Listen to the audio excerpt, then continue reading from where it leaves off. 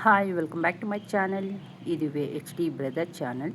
Friends, ಇವತ್ತು ನಮಗೆ ರಾಮನಗರದಲ್ಲಿ ಒಂದು ಮದುವೆ ಇತ್ತು, ಹಾಗಾಗಿ ನಾವು ಫ್ಯಾಮಿಲಿ ಪೂರ್ತಿ ಹೊಟ್ಟಿದ್ವಿ. ನೋಡಿ, ಇದು ನನ್ನ ಮದುವೆಯ ಗೆಟಪ್ ಆಗಿತ್ತು, ನಂದು ಮತ್ತು ನನ್ನ ಮಗಂದು. ಸೊ ಮದುವೆಯಲ್ಲಿ ವೀಡಿಯೋ ಮಾಡೋಕ್ಕಾಗಿಲ್ಲ. ಮದುವೆ ಮುಗಿಸ್ಕೊಂಡು ಬರೋಷ್ಟರಲ್ಲಿ ಬಿಸಿಲಂದರೆ ತುಂಬ ಬಿಸಿಲು ಫ್ರೆಂಡ್ಸ್, ತಡೆಯೋಕ್ಕಾಗ್ತಿಲ್ಲ. ನನ್ನ ಮಗ ಅಂತಲೂ ಹಿಂದುಗಡೆ ಸೀಟ್ನಲ್ಲಿ ಹೋಗಿ ಮನ್ಕೊಂಡ್ಬಿಟ್ಟ, ನಾನು ಮನ್ಕೊತೀನಿ ಅಂತ ಹೇಳಿ.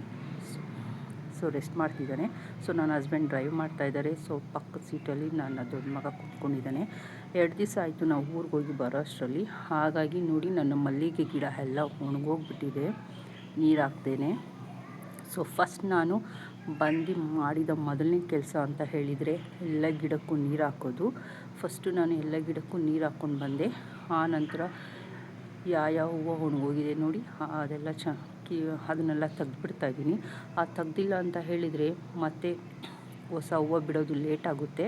ಅದನ್ನು ತೆಗೆದುಬಿಟ್ರೆ ಹಿಂದೆಯೇ ಚಿಗುರು ಬರುತ್ತೆ, ಮತ್ತು ಹಾಗೆ ಮೊಗ್ಗುಗಳು ಕೂಡ ಬರೋದಕ್ಕೆ ಶುರು ಆಗುತ್ತೆ. ಹಾಗಾಗಿ ಫಸ್ಟ್ ಅದನ್ನೆಲ್ಲ ನಾನು ತೆಗೆದುಬಿಟ್ಟೆ. ಆನಂತರ ನನಗೆ ಸ್ವಲ್ಪ ಪೂಜೆಗೆ ಹೂವು ಬೇಕಾಗಿತ್ತು. ಸೊ ಹೂವನ್ನೆಲ್ಲ ಬಿಡಿಸ್ಕೊತಾ ಇದ್ದೀನಿ.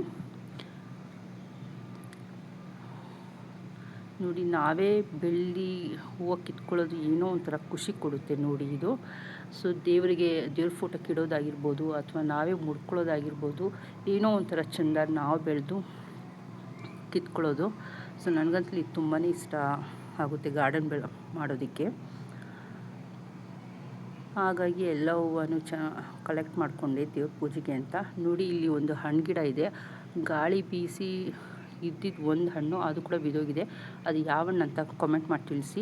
ಇಲ್ಲಿ ನೋಡಿ, ಇಲ್ಲಿ ಬಂದು ನೋಡಿದ್ರೆ ನಿಂಬೆಹಣ್ಣು ಕೂಡ ಅಷ್ಟೇ. ಅದು ನಿಂಬೆಹಣ್ಣು ಭಾರ ತಡಿಲಾರ್ದೇ ಎಲ್ಲ ನಿಂಬೆಹಣ್ಣು ಕೂಡ ಆ ಟಬ್ಬಲ್ಲೇ ಬಿದ್ದುಬಿಟ್ಟಿದೆ. ಸೊ ಒಂದೊಂದು ನಿಂಬೆಹಣ್ಣು ಬಂದುಬಿಟ್ಟು ಮೋಸಂಬಿ ಹಣ್ಣು ಸೈಜಲ್ಲಿ ಇದೆ ಇದು. ಸೊ ನೋಡಿ, ನಾನು ನಿಮಗೆ ತೋರಿಸ್ತೀನಿ ಹೇಗಿದೆ ಅಂತ.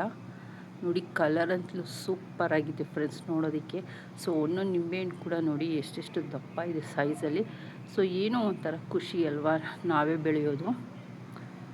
ಸೊ ಇದು ನನ್ನ ಇವತ್ತಿನ ವಿಡಿಯೋ ಆಗಿತ್ತು. ಇಷ್ಟು ಹಾರ್ವೆಸ್ಟ್ ಮಾಡಿದ್ದೀನಿ. ನಿಮಗೆ ಈ ವಿಡಿಯೋ ಇಷ್ಟ ಆಗಿದರೆ ದಯವಿಟ್ಟು ಲೈಕ್ ಮಾಡಿ, ಶೇರ್ ಮಾಡಿ ಮತ್ತು ಸಬ್ಸ್ಕ್ರೈಬ್ ಮಾಡಿ. Thanks for watching.